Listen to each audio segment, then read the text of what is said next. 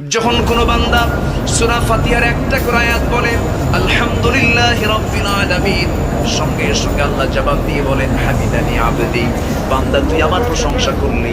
আর রহমানির রহিম যখন বলে আল্লাহ বলেন আযনা আলাইয়া আবদি, মালিক ইয়াউমিদ্দিন যখন বলে আল্লাহ বলেন মাজ্জাদানি আবদি। এরপরে যখন বলে ইয়াকা না'বুদু ওয়া ইয়াকা নাস্তাঈন পর্যন্ত যখন বলে আল্লাহ বলেন বান্দারে তুই আমার কাছে কি চাস, প্রাণ করে চা রে বান্দা।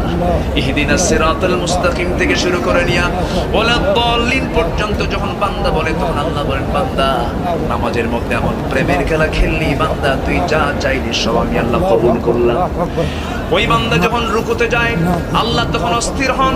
ওই বান্দা যখন সিজদায় যাওয়ার জন্য প্রস্তুতি নাই, সমস্ত ফেরেশতাকে ডাক দিয়ে বলেন ও ফেরেশতারা, এই বান্দাগুলো আমাকে দেখলো না, রাসূলকে দেখলো না, কোরআনকে দেখে হাদিসকে বিশ্বাস করে আমাকে খুশি করার জন্য তার সবচেয়ে সম্মানজনক